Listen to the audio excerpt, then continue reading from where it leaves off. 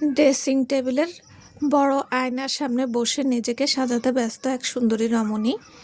Off shoulder black ground, যার ফলে মেয়েটার শরীরের উপরের দিকটা অনেকটাই উন্মুক্ত। মেয়েটার আকর্ষণীয় নগ্ন ফর্সা গলা, পিঠ যে কাউকে একবার হলেও মেয়েটার দিকে তাকাতে বাধ্য করবে। গাউনের এক পাশ হাঁটুর ওপর থেকে পা পর্যন্ত পুরো টুকু ফাড়া, ফলে তার ফর্সা পা দুটো উন্মুক্ত।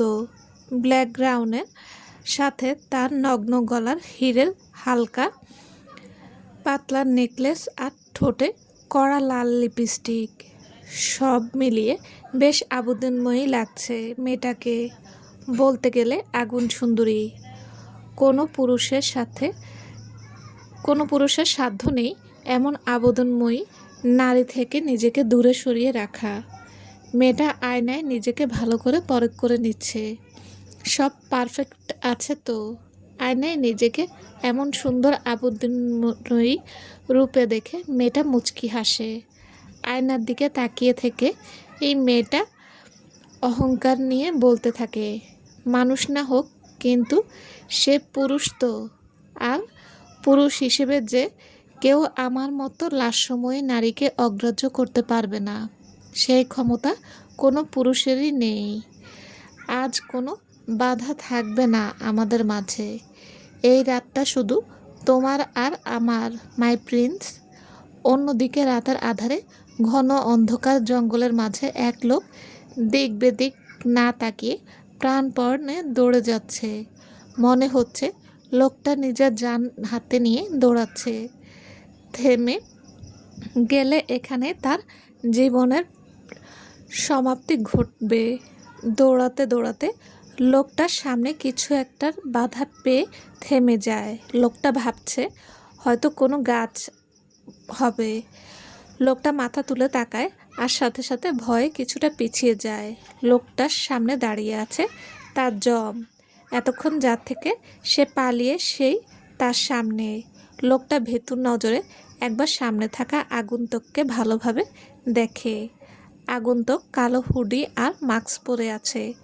আগন্তুক হয়তো লোকটার মনোভাব বুঝতে পারল, তাই সে মাস্ক পরা অবস্থায় ক্রূর হেসে মাথার হুডি ফেলে দেয় আর হুডিটা খুলে দূরে ছুঁড়ে মারে। এবার সে মাস্কটা খুলতেই দৃশ্যমান হয় তার চেহারা। লম্বা, তুষারের মতো ফর্সা, এলোমেলো চুল, মুখে বাঁকা হাসি, সব মিলিয়ে আগন্তুক অদ্ভুত সুন্দর হলেও তার ফর্সা চেহারার ফুলে ওঠা নীলচে রগ আর রক্তিম লাল চোখ তার সৌন্দর্যকে ভয়ঙ্কর রূপে ফুটিয়ে তুলেছে। আগন্তুকের হাতে এক তলোয়ার, যা এখনকার যুগে সহজে চোখে পড়ে না। লোকটার মস্তিষ্ক পুরো ফাঁকা হয়ে গেছে এমন দৃশ্য দেখে।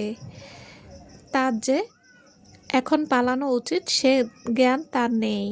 অবশ্য এই দানব আকৃতির পুরুষ থেকে লোকটা পালাতে পারবে না। সে সুযোগ সামনে দাঁড়িয়ে থাকা পুরুষটি তাকে দেবে না। আগন্তুক তার রাজকীয় শরীরটা মাটির সাথে ঘষে আস্তে আস্তে লোকটার দিকে এগোতে থাকে। আগন্তুক যখন একদম কাছে, তখন লোকটা তার হুঁশ ফিরে পায় আর তার মাথায় আসে তাকে পালাতে হবে। লোকটা পালানোর জন্য নাড়াতেই ওই আগন্তুক তার লম্বা হাত দিয়ে লোকটার চুলগুলো খামচে ধরে লোকটাকে আটকে দেয়। এত শক্ত করে চুল ধরায় লোকটা ব্যথায় আহ করে ওঠে। আগন্তুক বাঁকা হেসে বলে, আমার থেকে পালাতে চাস? এত সহজ? বলেই পৈশাচিকভাবে হাসতে থাকে। এমন ভয়ঙ্কর হাসি দেখে সামনে থাকা লোকটার রূহ পর্যন্ত কেঁপে ওঠে। সে ভয় নিয়ে আকুতির স্বরে বলে, আমি কি করেছি? আমার পিছু নিয়েছে কেন? আমাকে ছেড়ে দেন প্লিজ। আগন্তুক লোকটার কথা শুনে নিজের হাসি থামিয়ে ঘাড় বাঁকা করে লোকটার দিকে তাকায়। আগন্তুক শান্ত অথচ ভয়ঙ্কর কণ্ঠে বলে ওঠে, আমার শিকারে হাত দিয়েছিলি তুই, তোকে কিভাবে ছেড়ে দেই বল? তা কার কথায় এসব করেছিস? সত্যটা বল, তোকে ছেড়ে দেব।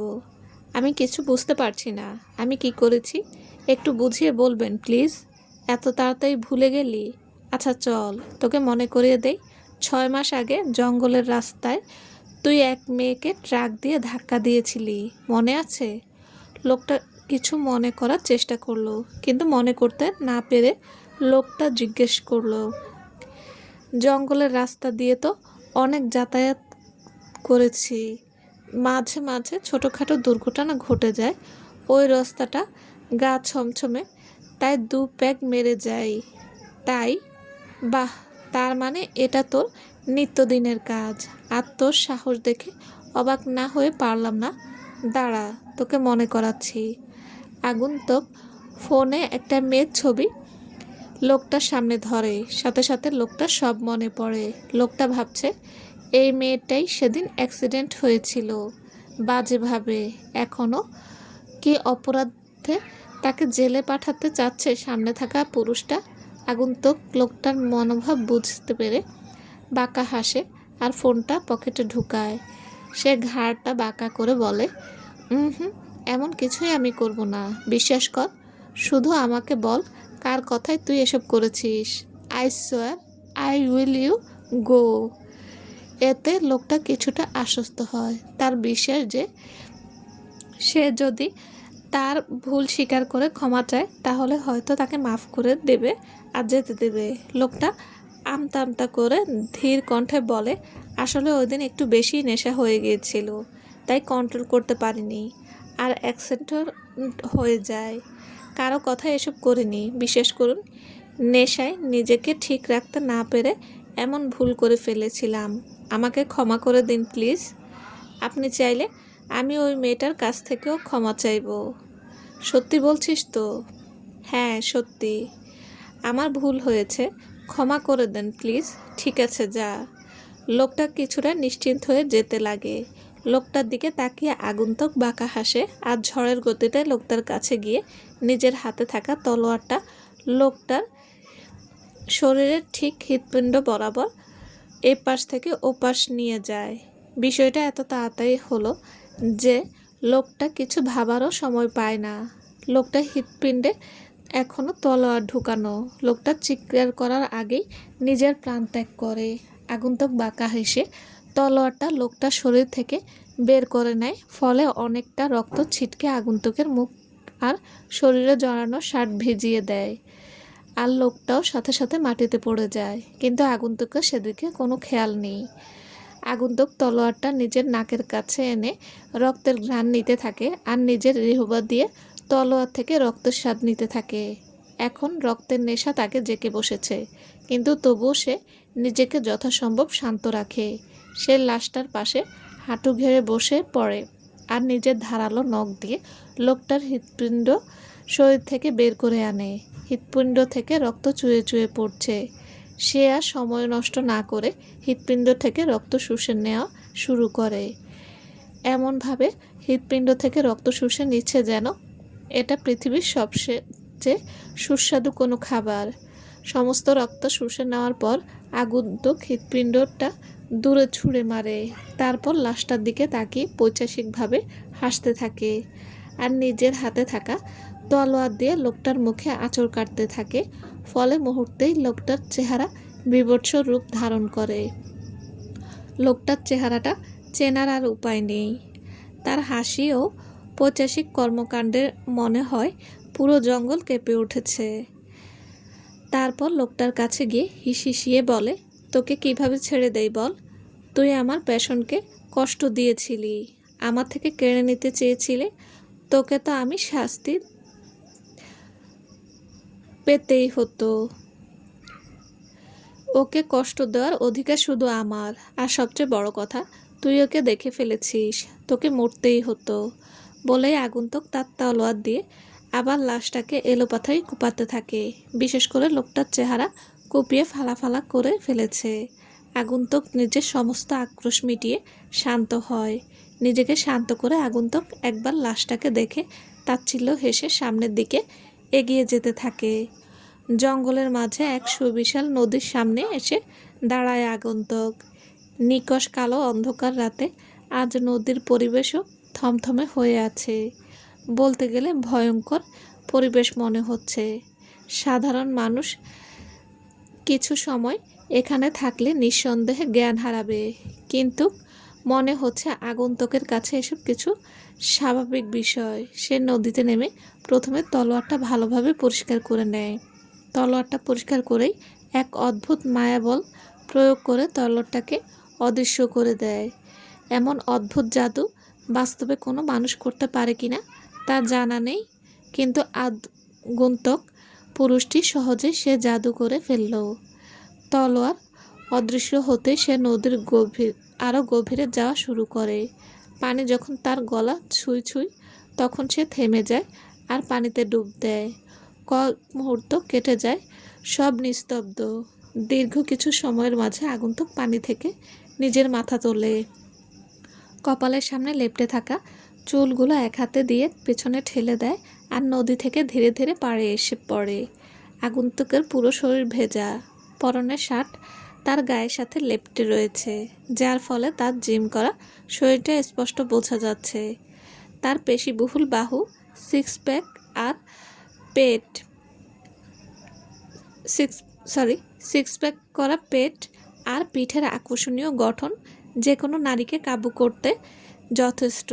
কিন্তু এই মাত্রাতিরিক্ত সুদর্শন চেহারা আর সুগঠিত শারীরিক গঠনের অধিকারী যে এত ভয়ানক তা কেউ হয়তো চিন্তাও করতে পারবে না। আগন্তুক নদীর দিকে তাকিয়ে শান্ত দৃষ্টিতে তাকিয়ে আছে, আবার তার হাতে সেই সয়ারটা দৃশ্যমান হয়ে যায়। সয়ারটা হাতে আসতেই আগন্তুকের চোখে আবারও রক্তিম হয়ে জ্বলজ্বল করে ওঠে। সামনের দিকে দৃষ্টি রেখে সয়ারটা সে শক্ত করে আঁকড়ে ধরে আর শয়তানি বাঁকা হাসে ফিসফিসিয়ে বলে, বেবি, অনেক তো হলো চোর পুলিশ এর খেলা, এখন আর এই গেমটা ভালো লাগছে না। Let's change the game now, we will play death game. I swear baby, you will be late. আর অপেক্ষা করতে হবে না তোমাকে। I soon I will find you and will play with you my little kitty. তারপর আগন্তুক হাওয়ার বেগে নদীর পাড় থেকে জঙ্গলের ভেতরে মিলিয়ে যায়।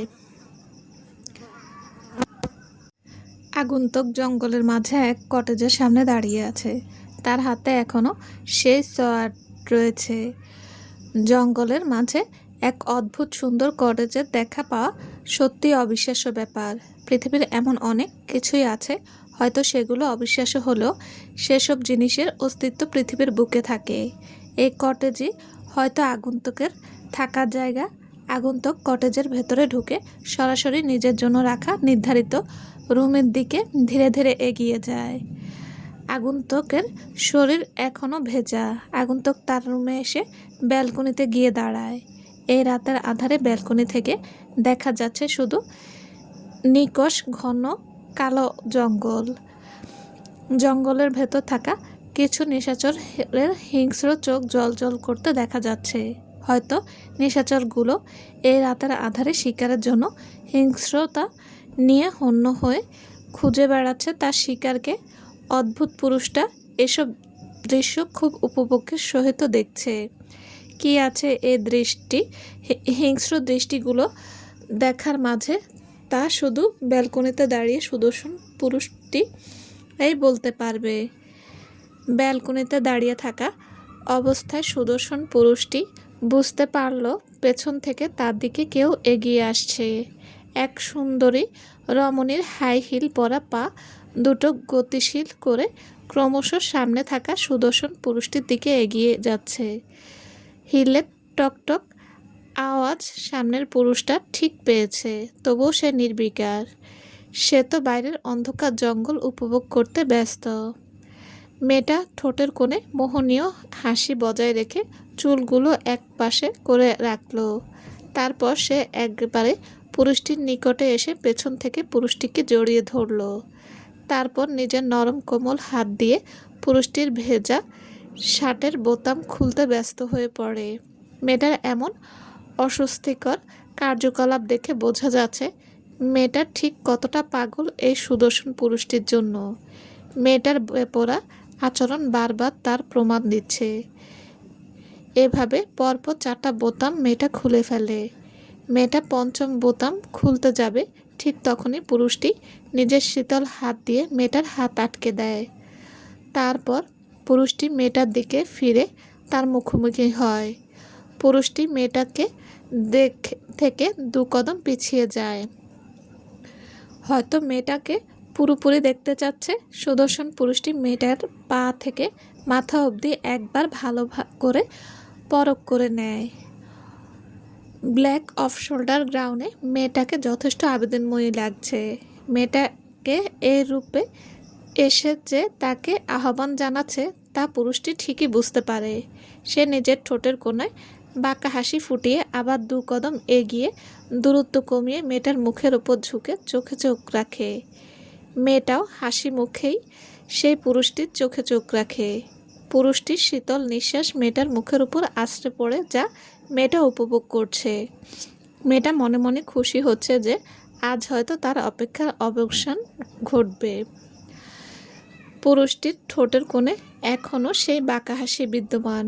সে তার ভারী পুরুষালী কণ্ঠে ফিসফিস করে বলে, wanna stand a night with me lady. কাঙ্ক্ষিত পুরুষ থেকে এমন প্রস্তাব পেয়ে মেয়েটার মন পুলকিত হলো। তার হাসিটা আরও খানিকটা চড়া হলো। মেয়েটা পুরুষটির চোখে চোখ রেখে উত্তর দেয়, not one night, I will every night Aaron. এতে মনে হয় সুদর্শন পুরুষ মনে অ্যারনের মুখের হাসিটা আরেকটু চড়া হলো। কিন্তু পর মুহূর্তে সে চোখের পলকে মেয়েটার হাত মুচড়িয়ে দেওয়ালের সাথে ঠেকায়। অ্যারনের দেহে মেয়েটা থেকে কিছুটা দূরে, শুধু এক হাতটা মেয়েটার হাত ধরে আছে আর অ্যারন আরেক হাতে সওয়ার রয়েছে। অ্যারন তার সওয়ারের সুচালো আগাটা মেয়েটার নগ্ন পা থেকে ধীরে ধীরে উপরের দিকে নিতে থাকে। মেয়েটা যদিও ব্যথা পাচ্ছে, তবুও মেয়েটা এই যন্ত্রণার মাঝে সুখ খুঁজতে শুরু করে দেয় আর অ্যারনের প্রতিটি কাজে শিহরণ অনুভব করা শুরু করে। এদিকে অ্যারন রাগে দাঁতে দাঁত চেপে হিসিয়ে বলে, তোর দুঃসাহস দেখে সত্যি অবাক হচ্ছি রোজ। এতদিন পেছন পেছন ঘুরে পাত্তা পাসনি বলে আজ এমন আবেদনময়ী রূপে এসেছিস আমাকে সিডুইস করতে। ব্যায়ামে যদি তোর দেহে এত জ্বালা ওঠে তাহলে তোর আশিক জ্যাকের কাছে যা। যদি তোর আশিক না মানে তাহলে আমাকে বলিস, আমি তোর দেহের জ্বালা মেটানোর জন্য নতুন আশিকের ব্যবস্থা করে দেব। চিন্তা করিস না, সে তোকে বিনে পয়সায় সার্ভিস দেবে। বলেই অ্যারন মেয়েটা মানে রোজের পা থেকে আরেকটা উপরে শাওয়ারের আগা নিয়ে চেপে ধরে। ফলে রোজের এই জায়গা থেকে তরল রক্ত গড়িয়ে পড়ে। রোজ ব্যথায় আহ করে ওঠে, তবুও ব্যথাটা সহ্য করে রোজ অ্যারনকে বলে, মানছি আমি ভুল করেছিলাম অ্যারন, কিন্তু বিশ্বাস করো আমি তোমাকে অনেক ভালোবাসি। জ্যাকের প্রতি আমার দুর্বলতা ছিল, কিন্তু তুমি আমার আসক্তি। আর কারো নয়, তোমার মাঝে শুধু নিজেকে বিলীন দিতে চাই। রোজের এমন কথা শুনে অ্যারনের রাগ আরও বেড়ে যায়। অ্যারন চোখ দুটো লাল রক্তবর্ণ ধারণ করে। অ্যারন রোজকে জোরে ধাক্কা দিয়ে ফ্লোরে ফেলে দেয়। রোজ ফ্লোরে পড়ে গিয়ে ব্যথা পায়, তবুও রোজ পড়ে থাকা অবস্থায় অ্যারনের দিকে তাকায়। রোজ কিছু বলতে যাবে, এমন সময় অ্যারন হাওয়ার বেগে রোজের কাছে গিয়ে হাঁটু গেড়ে বসে আর নিজের ঠোঁটে আঙ্গুল রেখে হিস শব্দ করে রোজকে চুপ থাকতে নির্দেশ দেয়। রোজ অ্যারনের লাল চোখ দুটোর দিকে তাকিয়ে ভয় পেয়ে যায় আর অ্যারনের কথা মতো চুপ থাকে। অ্যারন রেগে বলতে থাকে, তোর বেহায়াপনা সত্যি দিন দিন বেড়ে যাচ্ছে। তুই যেমন ইচ্ছে তেমন হ, আমার তাতে কিছু যায় আসে না। শুধু একটা কথা মাথায় রাখবি, ভুলেও আমার সামনে আসবি না। যদি এই দুঃসাহস করিস, I promise I will tear you will piece with my lovely sword. বলেই অ্যারন রোজকে তার শহরের দিকে ইশারা করলো। রোজ ঢোক গিলে সেখান থেকে চলে যাওয়ার জন্য উদ্যত হলো। রোজ ভেবে নেয় আজ হয়তো তাকে যেতে হচ্ছে, কিন্তু খুব শীঘ্রই সে অ্যারনের জীবনে থাকবে। প্রতিটি রাত অ্যারনের সাথে প্রণয়ের উন্মাদনায় কাটাবে। রোদ চলে যেতে অ্যারন তার শার্টটা লেগে থাকা রক্ত রুমাল দিয়ে মুছে দেয় আর শয়তানি হেসে বিড়বিড় করে বলতে থাকে, তোর এই স্বপ্নই থেকে যাবে রোজ। আবেদনময়ী কেন তুই উলঙ্গ হয়ে আমার সামনে আসলো? এই অ্যারন কার্লেন তোর দিকে চোখ তুলে তাকাবে না। অ্যারন নিজের রুমে থাকা সোফায় গিয়ে পায়ের উপর পা তুলে রাজকীয় স্টাইলে বসলো আর হাতে থাকা শার্টটাকে ঘুরিয়ে ঘুরিয়ে দেখতে লাগলো। এমন সময় এরিক হন্তদন্ত হয়ে অ্যারন রুমে ঢুকতে ঢুকতে বলতে থাকে, ভাই রাজপ্রাসাদ থেকে শার্ট গায়েব। কথাটা সম্পূর্ণ করার আগেই এরিক অ্যারনের হাতে শার্ট দেখে কথা বলা থামিয়ে দেয়। এরিক চোখ বড় বড় চোখে অবিশ্বাস্য নয়নে একবার অ্যারন আর একবার অ্যারনের হাতে থাকা শার্টকে দেখতে থাকে। এরিক এবার নিজের ভাবনা থেকে বেরিয়ে এসে অ্যারনকে বলে, ভাই তুমি শার্ট হাতে নিয়েছ, এটা মানা যায়? অ্যারন ব্রুকুচকে এরিককে জিজ্ঞাসা করে, কেন? শার্ট বহন করার ক্ষমতা কি আমার নেই নাকি? না না ভাই, এটা বলছি না, তুমি ভুল বুঝো না প্লিজ। আসলে ওই দিনটার পর আজ ৬৭ বছর যাবৎ তুমি এই শাওয়ারের সামনে পর্যন্ত আসো না। ৬৭ বছর পর আবার শাওয়ার হাতে নিয়েছো। ভাই এর পরিণতি চিন্তা করেছো তো? আমাকে জ্ঞান দিতে আসবে না এরিক। আমি জানি কি করতে হবে আর কি করতে হবে না। ছোট ছোটর মতো থাকবি। অ্যারনের এমন রূঢ় ব্যবহারে এরিক অনেক কষ্ট পায়, কিন্তু এরিক জানে অ্যারন নিজের সজ্ঞানে এসব করছে না। অ্যারন হয়তো নিজের কন্ট্রোল হারাচ্ছে, তাই এসব বিষয়গুলো অ্যারনের মধ্যে মাথাচাড়া দিয়ে উঠছে।